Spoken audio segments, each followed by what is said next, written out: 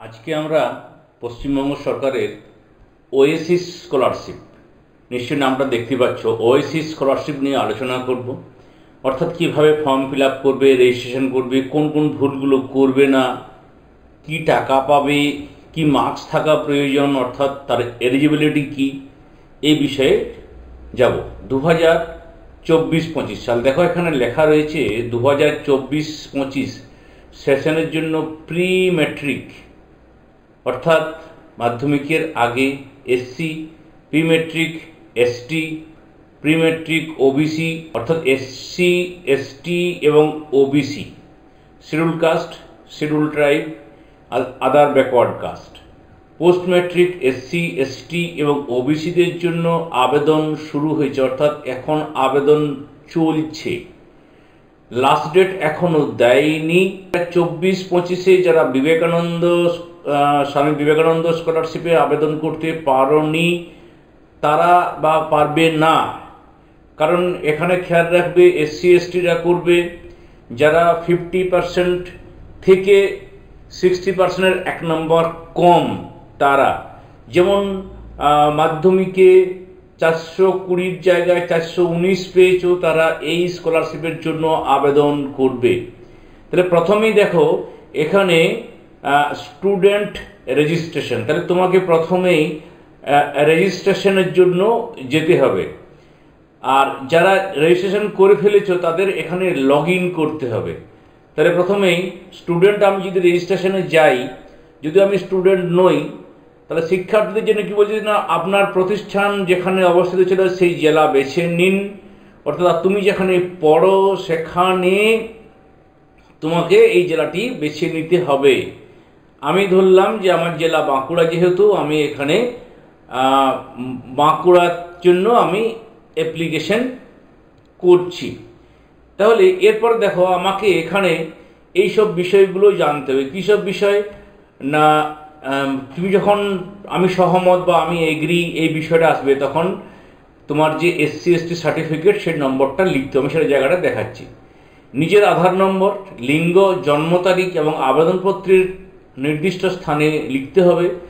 জাতি শংসাপত্রের নাম এবং আধারের নাম যেন একই হয়, অর্থাৎ জাতি শংসাপত্রের নাম আছে এক, আধারের নাম আছে আলাদা, এমনটা হওয়া চলবে না, অর্থাৎ একটা বড় ত্রুটি একটা এই বিষয়টা। পোস্ট ম্যাট্রিক স্কলারশিপের ক্ষেত্রে সাবধানে কোর্স এবং প্রতিষ্ঠান নির্বাচন করুন। কোনো অমিলের ফলে আবেদন প্রত্যাখ্যান হতে, অর্থাৎ তুমি না পেতেও পারো। কোনো ভুল তথ্য দিয়ে স্কলারশিপের টাকা পেলে পুনরুদ্ধার করা যেতে, ভুল তথ্য দিয়ে স্কলারশিপ পেলে টাকা ফিরিয়ে নেওয়া হবে। মিথ্যা তথ্য দিয়ে স্কলারশিপে পেলে আইনি ব্যবস্থা নেওয়া হতে পারে, অর্থাৎ তুমি কোনো ভুল তথ্য দেবে না। তোমার যে মোবাইল নাম্বারটি চালু আছে সেটি তুমি দেবে, এই একটা বিষয়। কোর্স শেষ না হওয়া পর্যন্ত ওই নাম্বারটা রাখতে হবে, কারণ ওই নাম্বারের মধ্য দিয়েই তোমাকে সমস্ত তথ্য লেনদেন হবে। একজন প্রার্থীর থেকে শুধুমাত্র একটি আবেদন গ্রহণ করা হয়, একাধিক আবেদন গ্রহণ দিলে তাদের আবেদন প্রত্যাখ্যান হতে পারে। আপনার ব্যাংক অ্যাকাউন্টটি অবশ্যই আধারের সঙ্গে লিঙ্ক থাকতেই হবে। তুমি যে টাকাটি পাবে স্কলারশিপের, সেটি সেই অ্যাকাউন্টে টাকাটি জমা হবে বছরে। বাংলা শিক্ষা পোর্টালের নামের সাথে আধারের নামের মিল থাকতে পারে। তুমি যে স্কুলে, তোমাদের স্কুলে পোর্টালে যে নাম আছে তা সেই নামের সঙ্গে আধারের নামের জন্য মিল থাকে, নতুবা এই টাকা পেতে অসুবিধা হবে। কি কি লাগতে পারে না, আয়ের শংসাপত্র, মা বাবার আয়ের শংসাপত্র, জন্ম তারিখের প্রমাণপত্র, জাতিগত শংসাপত্রের অনুলিপি, অর্থাৎ এটা লাগবে শেষ পরীক্ষায় উত্তীর্ণ হওয়ার মার্কশিটের অনুলিপি, জেরক্স কপি বা প্রতিলিপি। এই নথিগুলো যাচাইয়ের জন্য আবেদনের হার্ড কপি সহ block office, sub division office এবং কলকাতার অফিসে জমা দিতে হবে। এটা যদি তুমি ইংরেজিতে বলো তাহলে ইংরেজিতে হয়ে যাবে। এরপরে এগ্রি, এখানে কাস্ট সার্টিফিকেটের নম্বরটা দিতে হবে, তারপরে কবে ইস্যু হয়েছিল সেটা লিখতে হবে এবং এই ক্যাপচাটা দিতে হবে। তারপরে সাবমিট করলেই পরেই সেটা, অর্থাৎ ফর্মটা খুলে আসবে। ফর্মটা খুলে এলে তোমাকে কিন্তু আবেদন করবে, অর্থাৎ কি কি তথ্য দিতে হচ্ছে নিশ্চয়ই বুঝতে পারলে। এই তথ্যগুলো লাগবে।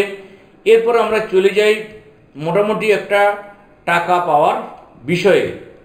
টাকা পাওয়ার বিষয়ে দেখো, এসসি এবং ওবিসি অর্থাৎ শিডিউল কাস্ট এবং আদার ব্যাকওয়ার্ড কাস্টের স্টুডেন্ট হলে বিভিন্ন ধরনের স্কিম রয়েছে।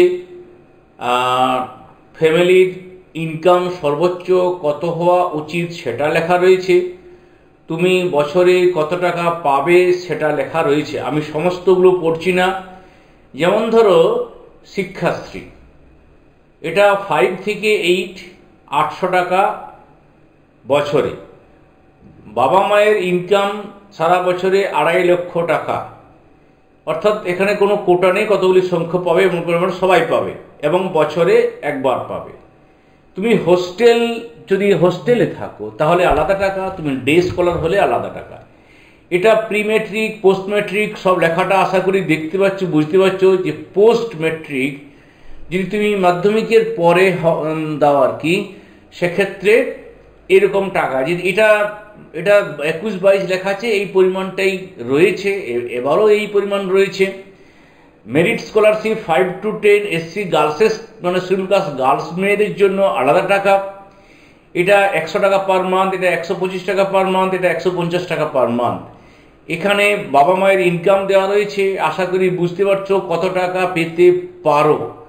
অর্থাৎ টাকা পাওয়ার পরিমাণ এবং ফ্যামিলির ইনকামটা এখান থেকে দেখে নেবে তুমি কোন ক্যাটাগরিতে পড়ছো, তুমি বর্তমানে কোন ক্লাসে পড়ছো, 1-এ না 5-এ না 10-এ না অন্য কোনো ক্লাসে। তো বিভিন্ন ক্লাসের বিভিন্ন রকম অংশ টাকার পরিমাণ রয়েছে।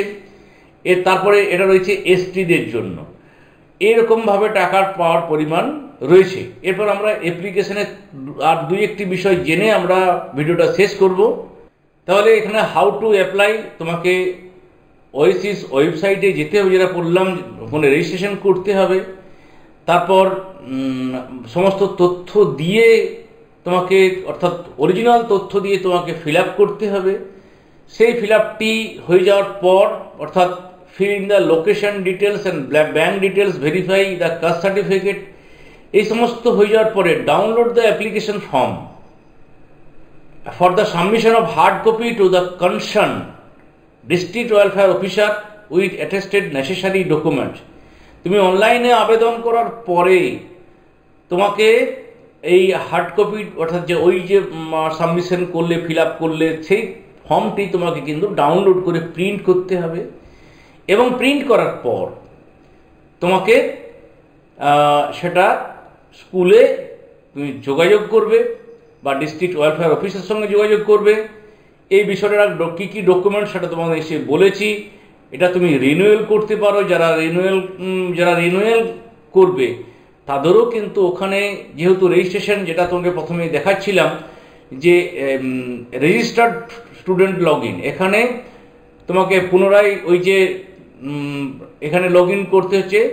তো এখানে নিশ্চয়ই মনে আছে যে নতুন আবেদনকারীর জন্য নির্দেশাবলী আর পুনর্নবীকরণ। দয়া করে অ্যাকনলেজমেন্ট স্লিপটির উল্লেখিত ইউজার আইডি আর পাসওয়ার্ড দিয়ে লগ ইন করে বিশদে, এখানে তোমাকে যখন অ্যাপ্লাই ফর নিউ ক্যান্ডিডেট, এখানে তোমাকে একটা ইউজার আইডি এবং পাসওয়ার্ড তোমাকে দিতে হবে, সেটা দিয়ে তোমাকে কিন্তু পুট করতে হবে, আর এখানে ক্যাপচাটা দিতে হবে।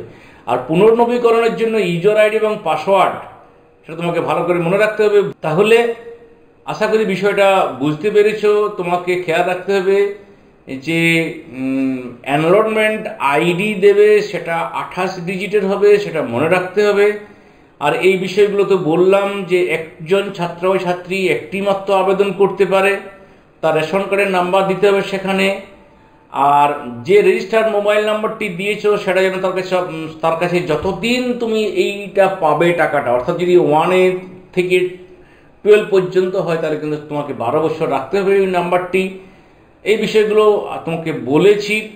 আর পরিবারের আয়ের শংসাপত্র এবং জন্মের শংসাপত্র দুটো নথি অ্যাপ্লিকেশন ফর্মের প্রিন্ট আউট সহ করে ব্লক অফিসে বা সাব ডিভিশন অফিসে অথবা কলকাতার DWO অফিসে ভেরিফিকেশনে জমা করতে হবে। অর্থাৎ তুমি ফিল আপ করার পরে তোমাকে ব্লক অফিসে, তুমি স্কুলে যোগাযোগ করতে পারো, তোমাকে স্কুল নির্দেশ দিতে পারে।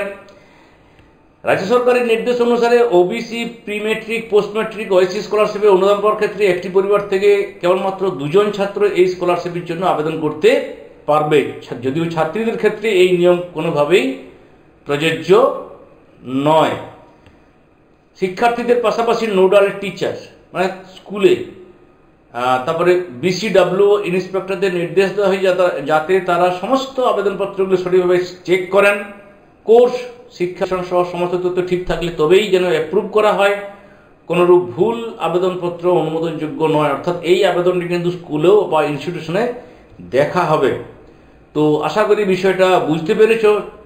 সকলকে ধন্যবাদ জানিয়ে এখানেই শেষ করছি।